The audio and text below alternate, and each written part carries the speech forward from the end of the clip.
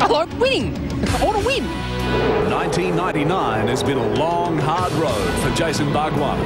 The fiercely competitive flame that burns within forced to simmer while he worked hard to get his new VT Commodore up to winning speed. 3 race wins. Bargwanna has been brilliant. 2 weeks ago at Winton Raceway, the hard work finally paid off.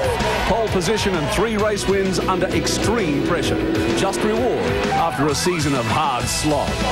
Round 10 was classic Winton. Brilliant passing moves, breathtaking slides, and a wild ride that looked more like a scene from General Norm's Desert Storm. Even the cops took part in the high-speed pursuit. But try as they may, no one was going to spoil Barg's big day. With only 3 rounds remaining, we're headed for a Bathurst boilover. Lowndes, Scaife, Ingle, Bright, Seaton and Tander covered by a mere 170 points. 18 drivers still in with a crack at the title. Sit back, get your feet off the ground and crank up that 600 horsepower V8 sound. Network 10 has the best seat in the house as we welcome you to Oran Park Raceway and our exclusive coverage, round 11 of the 99 Shell Championship Series. Yeah, baby. Yeah, baby.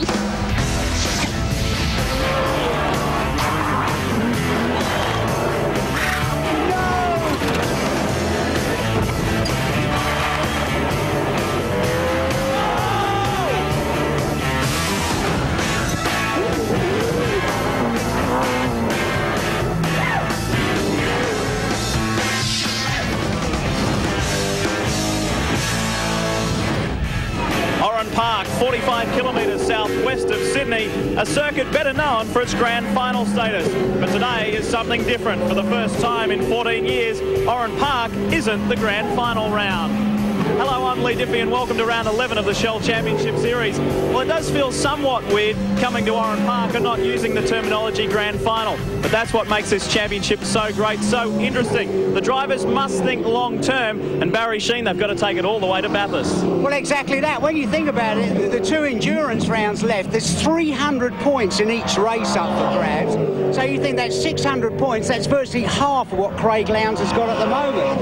And yesterday I was talking to Craig and he was saying that HRT won't let Mark and Craig drive together until the championship is sorted out, because if they drive together as an example, then if they break down, it'll allow somebody else in to win the championship. So until either Mark or Craig is out of the chance to win the championship, they won't be allowed to drive together. Speaking of Scaife and Lowndes, not only they stand at the top 2 positions in the championship, but they are the top 2 in the grid. Scaife, for the 2nd time this season, stands on pole position and a new lap record to boot. Lowndes alongside. That's the 4th year HRT have taken pole position. But the 2 standout performances, Stephen Ellery and Cameron McLean in the older EL Falcons. It was an incredible effort by those 2 guys. McLean equaling the best ever effort for a privateer. That was John Faulkner back in '97 at Winton. And those 2 guys are with Mark Osler right now.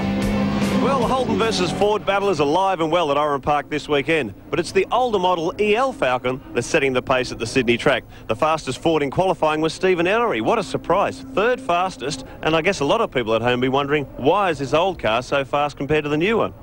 Well, I'm not sure I have the exact answer for you, Mark, but I guess, you know, we were here last year and the ELs were here last year, and we've just got a lot more data from this circuit than the AU guys have got, and we've just got on the money quicker. Were you surprised by your speed yesterday? It was an incredible time.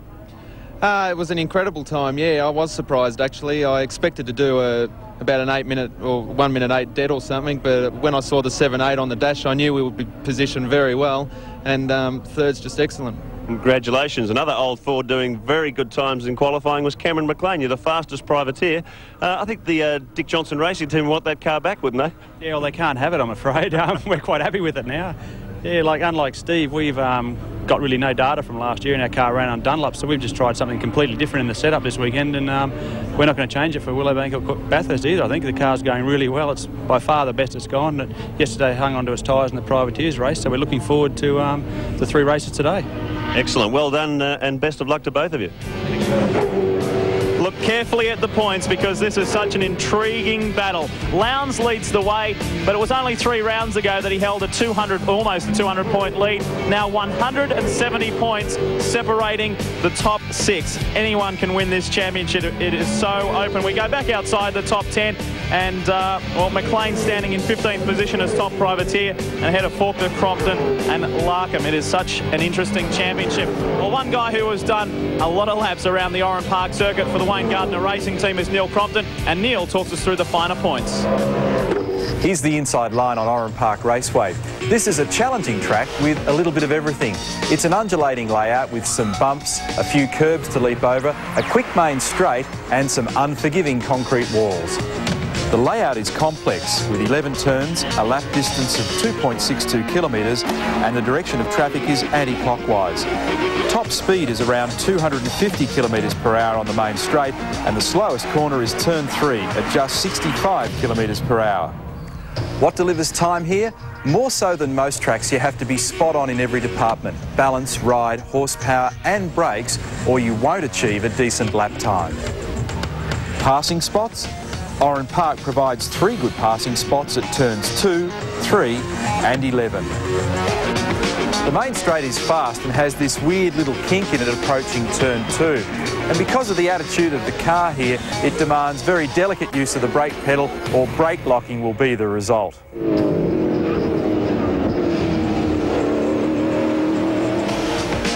One of the more unusual features of this track is this bridge. This is the only circuit in Australia that has a crossover. And this year the approach to the bridge has been changed with the turn 4 concrete wall having been removed in favour of a sand trap. After the bridge, the roller coaster ride begins. The blast all the way from turn 6 to the final turn is marked by quite a lot of rise and fall in the road. The highlight of which is the flip-flop, a high-speed S-bend complete with curbing that can send the car onto 2 wheels. To keep the adrenaline pumping, the final turn is quite a challenge. The corner is tight, climbs out of a hollow, and there's this concrete wall on the exit which the cars really shade. In all, it's an enjoyable and popular circuit. It's the final sprint round before the all-important Enduros, and we rev it up on the other side of this.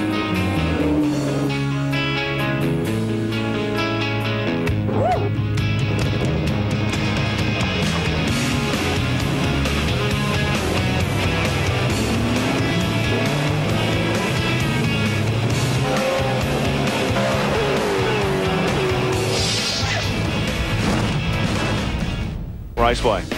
Going over the flip-flop, you know, it's very quick, 4th gear, over a crest, and you can see a huge crowd there. You know, it's great for the fans.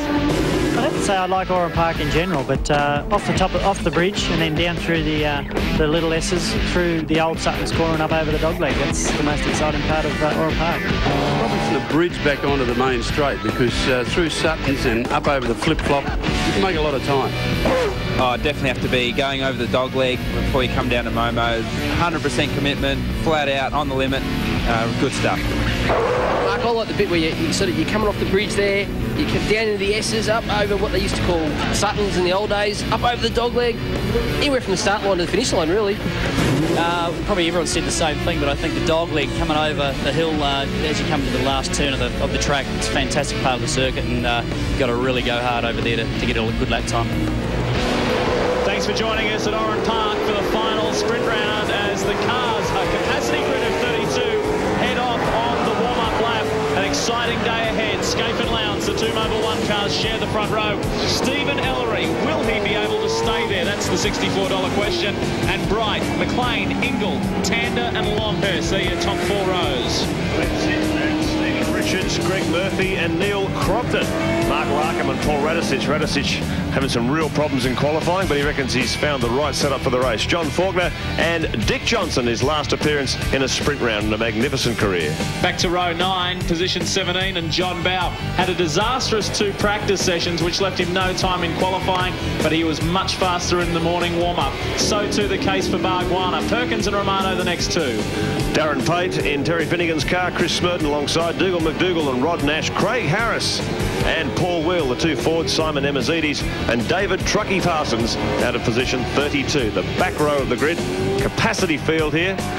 Tremendous entry for Oran Park. We can tell you that there are 9 cars that missed out from qualifying for this race. So there's 9 guys hanging around.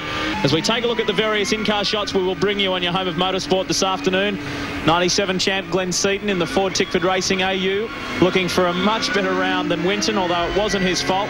That severe hit from the rear when Stephen Richards collected him when about 10 or 12 cars speared off in the left-hand sweeper at Winton. The car is fixed. The headshot there of John Bow, and the big news about the Cat Ford team, if you haven't heard it, has been sold and will stay on the East Coast. John Briggs in the Super Cheap Auto car. Well, he'll keep racing the Super Cheap cars and has become the new team owner. And here's the guy, the record 5 times Australian Touring Car Champ we say goodbye to. And we'll also join Mark Larkham today as well. I tell you, what's going to be really tricky, is a picture of Mark Larkham, really tricky is the first corner, because the approach to the first corner is very bumpy, kind of off camber, and then it goes over the crest of a little hill into a tight left-hand run of the bridge. And you'd have to say that if somebody goes rushing in there and gets it all locked up on the bunch, which is quite easily could do, they could make everybody's day a bad one, couldn't they? Yeah, it's going to be interesting to see how the Fords perform here. Jason Bright, strongest of the new AUs. Let's check out the Bridgestone race analysis for Oran Park. 32 a maximum grid. Lap distance about 44 k's each race. Now look at the grid, first to 30 seconds. That's first to last on the grid, covered by less than 3 seconds. How competitive is this V8 field getting now? It's amazing, isn't it? As Rod Nash pulls up, there is the man who leads the championship by the narrowest of margins. Just a little over 30 points to his teammate Mark Scaife, who just pipped him for pole position in the dying moments of qualifying yesterday. We'll see what Lowndes can do today. No team orders apply. It's a dogfight between the 2 Mobil 1 cars. The best man will win. Ellery and Bright sitting immediately behind. They're all in formation now. You can see the officials moving off. The huge crowd here at Sydney's Oran Park will see a tremendous day of V8 Supercar racing. The revs rise. That's a long time. Away we go now. On the inside, Scaife gets away to a nice clean start. So too did Lowndes. Looked like Seaton, rather Crompton, got a good start in one of the Ford Tickford cars as well. They all start to form up for the first corner, taking the inside line as Ingle pulls in behind Stephen Ellery. And they make their way through that tricky kink. Yeah, sorry, Mark. Oh, look at this light. That's a miraculous escape by everybody else. Oh, there's one off there. I think it's one of the Wins Commodores. Yeah, it's Stephen Richards. Well, oh boy, they had a big meeting with Clark, of course, Tim Schenken yesterday. Talk about driving standards. Looks like they got through there relatively cleanly. Cameron McLean's dropped back about 3-4 places there, so he must have had a little coming together maybe. Already a challenge on Tony Longhurst as they come up the bridge, and there the challenge has ended up with that. Now somebody was making an inside move on Longhurst. Look at him. He is disgusted. Throwing his arms around inside the car. He is beached. That guy is driving with a spine that's just been operated on a couple of days ago, and if you see the back of his spine, it's quite incredible. Serge has done an amazing job. Look at the marks on the front of Garth Tander's car. I saw that, yes. I'd have to say there'd be a little inquiry after that one. Well, a bit of a shock to the system. Stephen Ellery, the Queensland privateer, not running a lot of bucks, but very impressive here in qualifying. He's up into 4th position behind the first of the AU Falcons. That's Jason Bright. Russell Ingle in 5th. Then it's Tander and McLean, the flying privateer, locks up the inside brake coming through that very difficult twist. Oh, Radicic. Up the inside of DJ. You want to talk about someone else on the move too? Jason Barguana has come from 18th to 10th on the first lap. Our Winton winner is on the way back, and so too is John Bow. He's moving forward. He's up to 14th already. So keep an eye. This is a close battle here. The 2 Shell Helix cars. Radicic already getting one up on team owner Dick Johnson. Then you've got Murphy. Then you've got Bow, and Larkham's in there as well. Yeah, Bargs left himself a bit of a difficult job, didn't he? 18th on the grid around this place. It's going to be interesting to watch the progress of yellow flags waving there for Tony Longhurst off in the sand trap. I believe the safety car. Yeah, must be. Everybody's slowed right now. Safety car's out on the circuit because that is a very, very dangerous position. And Tony Longhurst has beached that car coming off that bridge there. Flat knacker, they brake really hard before they swing right. And any mistake will end up clouding that car. Yeah, Mark, just to explain about Tony Longhurst's back, he got up one morning and sneezed, and it herniated a disc, or it ruptured a disc, and he had to have an operation on it. It was very, very touch and go. All right, it's early days. Plenty of action here at Oran Park. Let's check the positions for you as they stand at the moment. Scaife and Lowndes, Bright, Ellery, they've remained the same, though Bright's moved up ahead of Stephen. And Ingle, Tander, McLean and Crompton has made a good forward surge from 11th position. Seaton, Bargwanna, as we said, is the big mover. And keep your eyes on Radicic and Bow as well. We'll be back right after this. Welcome back to Oran Park. Safety car off the course. We are back under green, and Scaife has got a very big jump. There's the margin between he and Lowndes. Bright and Ellery. McLean has dropped back after a poor start, and the two Ford Tickford cars on screen, they are on a big move forward. Seaton, Crompton, Bargwanna and Radicic, they are the foursome to watch. Yeah, it's done Jason Bright a bit of a favour, because Jason was starting to, well, he didn't stay with Scaife and Lowndesy, and now it'd be interesting to see if he can. He lost that. Oh, Bell's hit Murphy. Oh, having to get out of there without any more damage. Look at the field threading their way around either side of the car. Murphy doing the right thing, keeping the thing rolling backwards, because if you stop in the middle of that pack, it makes you even more of a target. That'll be interesting to have a look at the replay, whether John did in fact tag him or Murph went around by himself. We'll have to wait and see. So Stephen Ellery continuing. It's going to be interesting to watch the progress of that Shell Grey Falcon. Right, look let's at the have Shell a look Helix replay. And yes, there you go. It's pretty graphic. It's definitely a yes on that one, wouldn't it? Oh, just clear. Yep, so Holden Racing Team steamroller, as we call it. We've seen it the last 4 years at Oran Park, and has continued. This team has the setup for the Sydney track. Mark Scaife dominant in qualifying in a brand new car. Exactly what Lowndes did at Sandown when he debuted the new VT Commodore. So the Holden Racing Team very much tuned in to make a new car work straight out of the box. Russell Ingle on the way forward to Tander, McLean behind him. His next target is Stephen Ellery, and then he'll move on to Jason Bright. These guys, well, if you exclude Ellery, the rest are championship contenders. If you look at coming onto the main straight, it looks as if Lowndes gets a much better drive onto the main straight than Scaife does, and much better run, because as they get halfway down the straight, the thing of Craig's is making a lot of ground on top speed. Looks like Ellery's car working very well there as he sits in behind the Pertec Ford.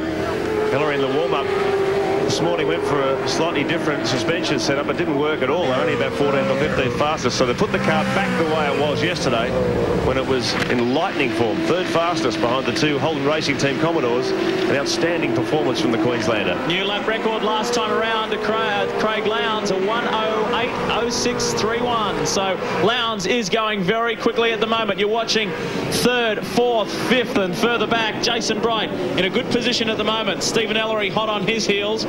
Now we seem to have lost Bargwanna from the equation. He's dropped from the timesheets and the screen. He was right there with Radicic, Crompton and Seaton, and so Bargwanna has gone. He's dropped back to 20th position.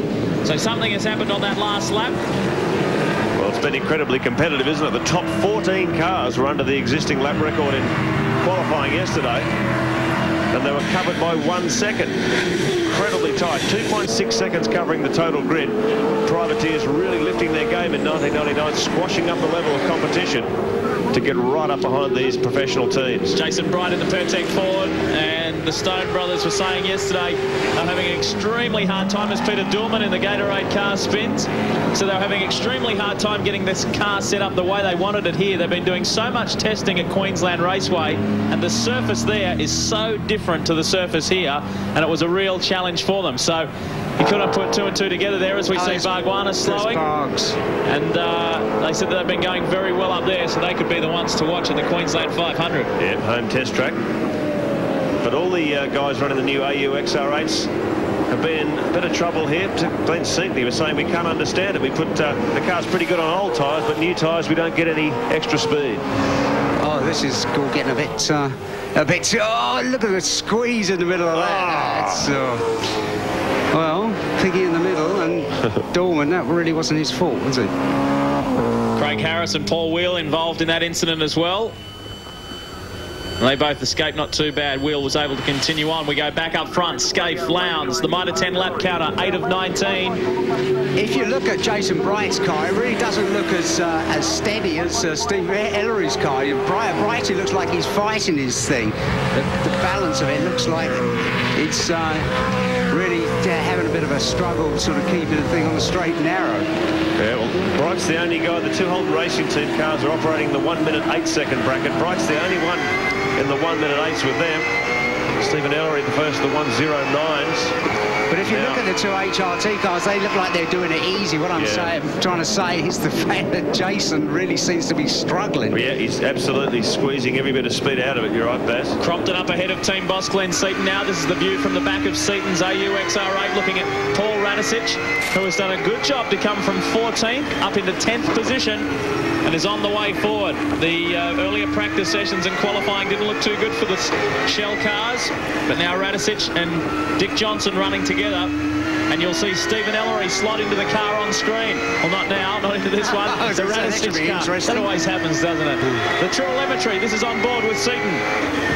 Yeah, Paul Radicic said after qualifying yesterday, he said it's the usual trick. We come up with the ideal race package after qualifying, so we're spending the day always coming through from the rear, but he was third fastest in the warm-up this morning. And expect the Shell 18 Ford to continue to climb the ladder as the day progresses. We're on board with Seaton. Look at the road speed there, 180 kilometres an hour as they crest that blind rise. It's a daunting part of this racetrack over the dogleg.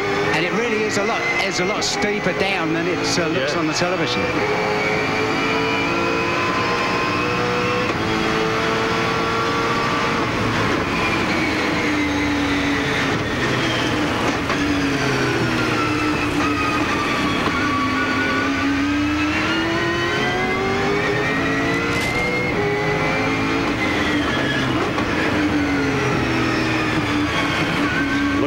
Glenn Seaton's concentrating there as Paul Radicic moves right up into the mirrors.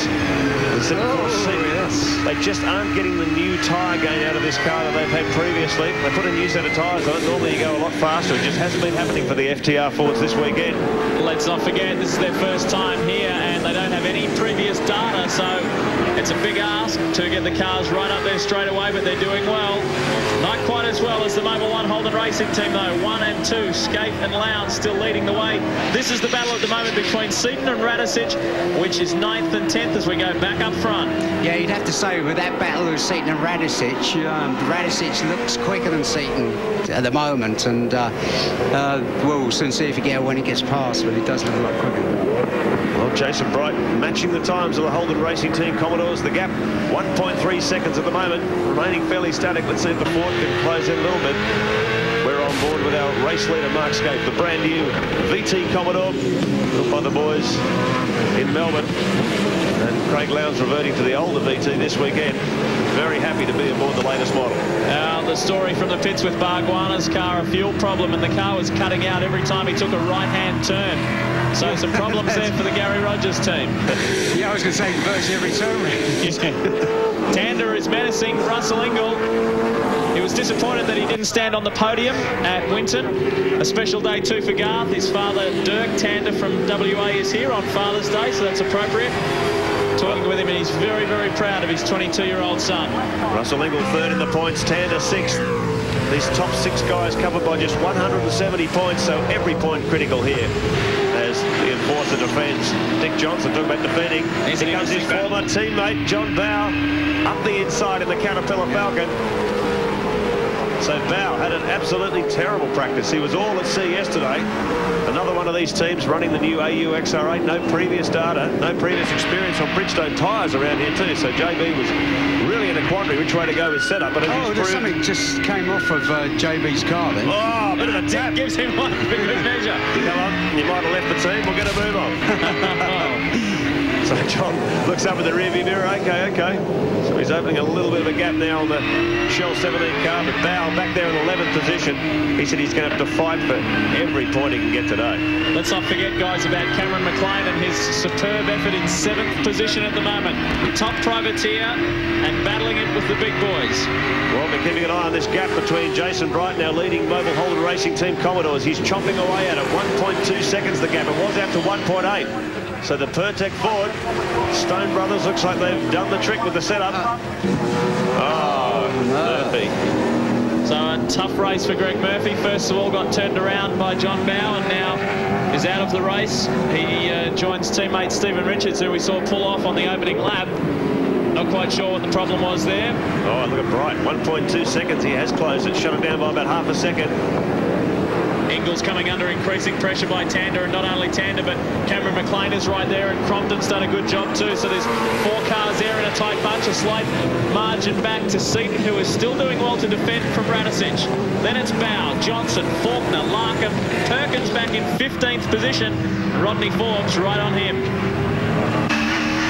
Over the bridge with Russell Ingall. The Chrome Dome swings over the bridge.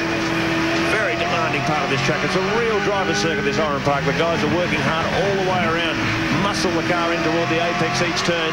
It's a big handful, 1,350 kilograms of V8 Supercar, about 600 horsepower trying to get to the ground. And they've got to be very careful with the tyres. They don't fry up the rear tyres. This place very, very hard. Look how hard Ingall's working. Tander applying maximum pressure. The enforcer being enforced. Well, turn the clock back 12 months. Tander's got a great run out of there onto the main straight. Yeah, he pulls up alongside Russell Ingall and he will get him. So Garth Tander, it's a battle between the oil companies, Valvoline and Castrol. And up the inside goes Garth Tander. Yeah, the WA superstar, 22 years of age, really on fire at Oran Park. Look at the way he's attacking this track. A little bit of opposite lock as he comes out of the corner. Under the bridge once again, opens a little bit of a gap over Ingall. So these are incredibly important championship points for Garth Tander, currently 6th. Only 170 points behind our championship leader, Craig Lowndes. Boy, it's tight. And that will be a very good combination at the FAI 1000 at Bathurst, November 11 to 14. I'm talking about Garth Tander and Jason Bargwanna.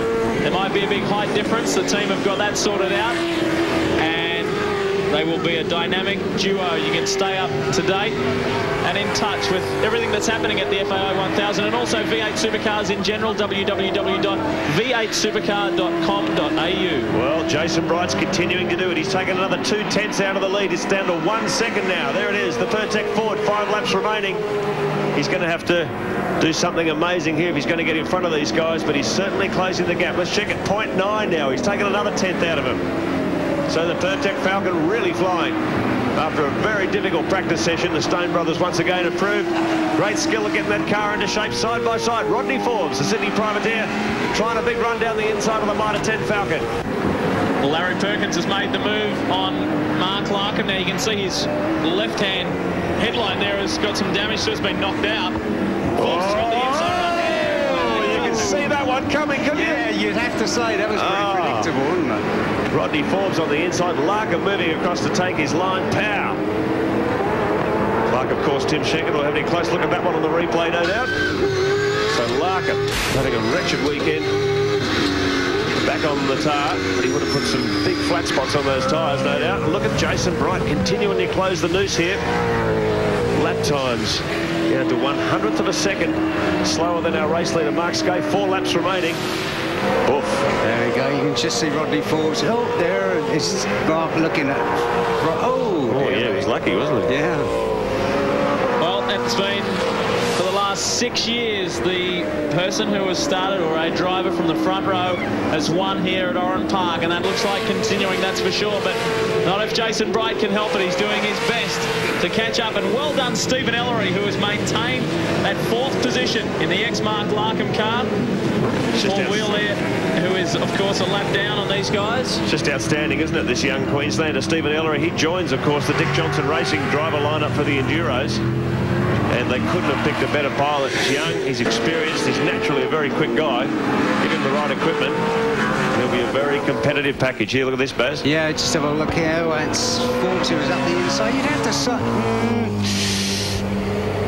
Yeah, well, Mark didn't really want to give it up, and Forbes. Well, judging by the rule that they apply with this, you've got to have the front alongside the B pillar. Looked like it was Rodney's corner. So. Time running out. Mark Skaife looks good. With only 3 laps remaining in race 1 here at Oran Park. There's your Shell Helix race score. Skaife, Lowndes and Bright, and... Oh, it's static now. Yeah, he's running out of time. 8/10 of a second he got it down to, but then he hasn't taken another 10th out of him that time around. Stephen Ellery back there in 4th, Tander 5th. Russell Ingall 6th. And look at Cameron McLean. What an outstanding performance by this privateer. He cleaned up in the Privateer Drivers' Championship this year, and all of a sudden, the final sprint round, he's up there in professional team territory. Well, let's not forget, that's realistically his third Privateers Championship, because he's won the Independence Cup in the Super Touring category twice, and so now he's done it here in the V8 Supercars as well, and you can be pretty much sure that you'll see this guy in an AU XR8 in season 2000.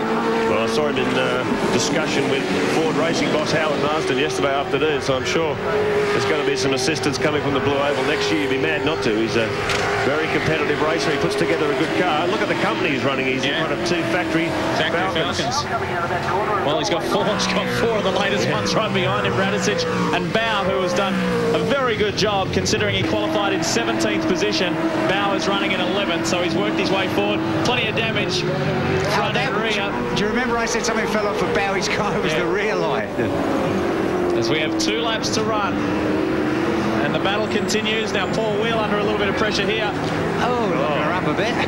He'll have to let these guys through on the inside, and he does. Gives them plenty of racing room. Well, Cameron McLean, right in the thick of this. He's got 2 FTR Falcons bearing down on the back of him. Neil Crompton in car 6, lights ablaze as they pick their way through the traffic.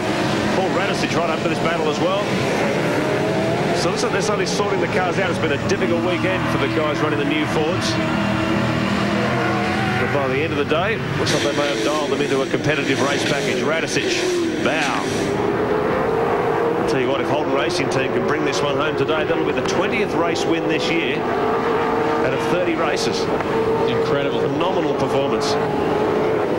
Winding down now.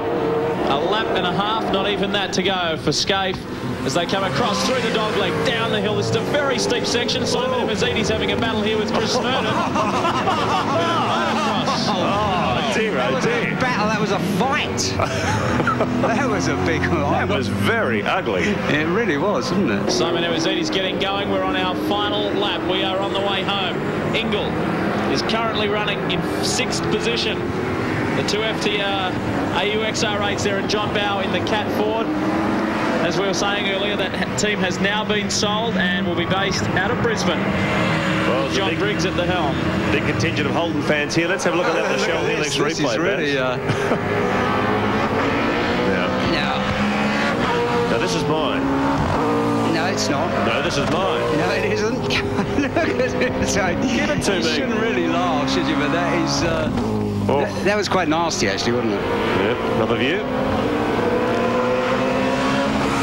Smurden didn't give him any racing room at all there. Well, I have to say, out of the 2, Smurden was... Well, this is it for Mark Scaife. He hasn't won a race here at Oran Park since 1992, but he will take out race 1 of 3 today from teammate Craig Lowndes in a Mobil 1 Holden Racing Team 1-2.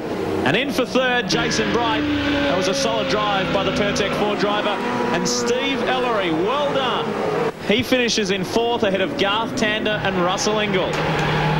So, some important points there for this guy who is chasing teammate Craig Lowndes in the championship.